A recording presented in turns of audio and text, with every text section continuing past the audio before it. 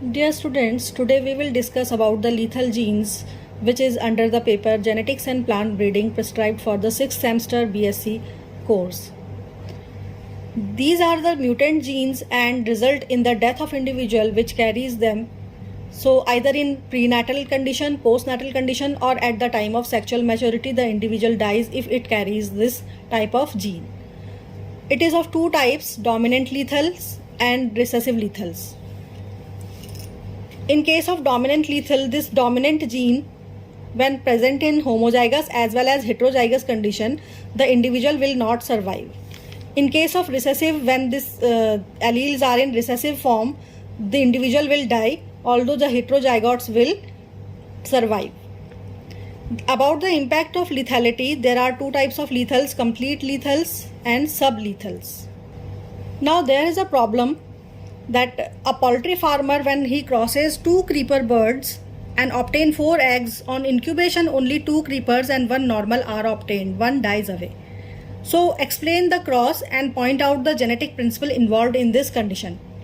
So here this is a case of lethal gene which is different from the its result is different from the Mendelian phenotypic ratio. It should come 3:1 while it is coming as 2:1. So the reason is due to the lethal gene acting on it. Now the cross between the two creepers can be shown like this. This is the dominant gene and this is the recessive gene. C is a dominant gene and recessive. Now the two creeper birds we are crossing now form the gametes.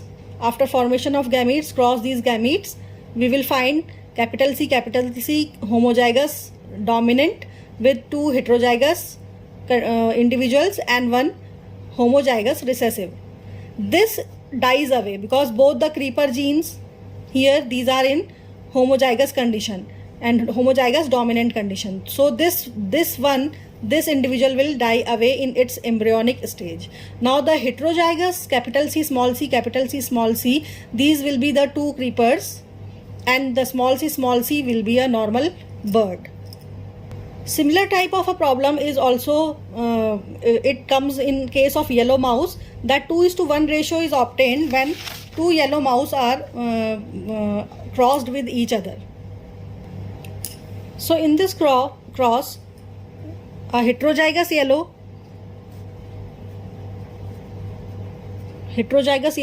when it is crossed with another heterozygous yellow YY, form the gametes capital Y small y and arrange in a Punnett square. Now these are the gametes, male and female. Capital Y from here, capital Y small y and now we observe that this capital Y which is homozygous dominant one, it dies out. This yellow mouse dies out due to the lethal action of the lethal genes, and these are the 2 heterozygous individuals which are yellow mouse, and the last one is the homozygous brown mouse.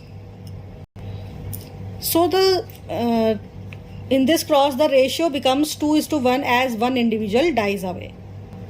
In case of plant, there is an example of Antirrhinum majus. Its dominant homozygous is green GG.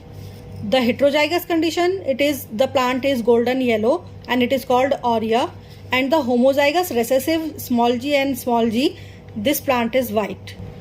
Now if we cross one aurea with another aurea of the Antirrhinum majus, now form the gametes, and the first filial generation on crossing these gametes, GG capital 1, 2 heterozygotes, 1 recessive. This is green in color. These 2 are aurea, golden, and this small g will perish away. This white individual will not survive due to the lethal gene in recessive homozygous condition. A second example in case of plant is in maize. In maize, the amount of chlorophyll is controlled by a recessive allele G, which exhibits a lethal effect in homozygous condition small g.